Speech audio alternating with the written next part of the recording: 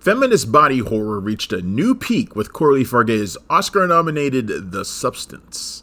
But who says there can be only one gross-out spin on the twisted way society forces women to do extreme things to achieve impossible beauty standards?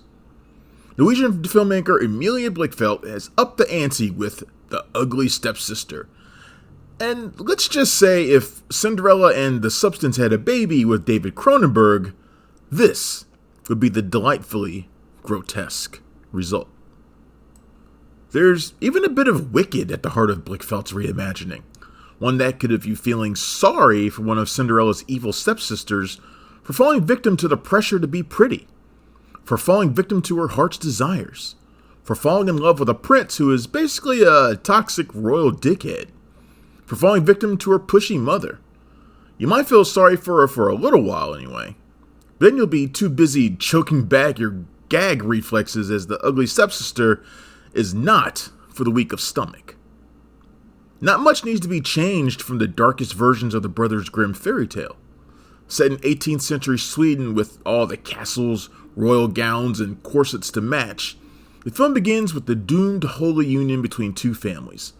Arriving to a palatial estate via carriage is Elvira, played by Leah Myron, the brace-faced eldest daughter to Rebecca, played by Anna Dahl Torp, whose new marriage would prove to be short-lived. Elvira swoons for the heart of Prince Julian, played by Isaac Kamroth, whose beautiful books of poetry have her dreaming of a happily ever after love story with him. In her wildest imaginations, she's decked out in a beautiful blue gown, blonde-haired and regal like a true princess. She feels the prince is her one true love, and couldn't imagine living a life without him. But in this twisted take on Cinderella, everything and everybody is a nasty piece of work. Reality sucks for Elvira, which is why escaping into fantasy is all she has to cling to. The prince is a toxic dude bro who demeans women at every turn, and upon seeing Elvira for the first time, declares her the one woman he has no interest in fucking. It doesn't deter her in the least. Instead, it fuels her to do whatever it takes to be the object of his desire. Making matters worse is her elegant new stepsister Agnes, played by Thea Sophie Lochnes, who deeply resents these money-grubbing additions to her new family. Agnes can barely hide her scorn, and when her father suddenly dies in graphic fashion at the dinner table, leaving her alone with Rebecca, Elvira, and the level-headed youngest stepsister Alma, played by Flo Fagari, it leaves her outnumbered in her own home. The Ugly Stepsister's whimsicality constantly collides with brutal body shaming, scenes of shocking gore, and physical deformity. There's no money in this struggling household. Things are so tight that the body of Agnes's father sits rotting and bloated without a burial, while Rebecca spends what little money is left on basically whatever suits her. When the prince declares that he will choose his bride at a king's ball mere days away, Elvira and Agnes are pressured into submitting themselves as a last-ditch effort to marry into wealth. While Agnes, who is hardly the shining example of charity and goodness she appears to be, is forced to shamefully work around the house. Elvira undergoes violent transformations to become the most beautiful woman at court. It's these ghastly procedures that will leave audiences struggling to keep down their popcorn.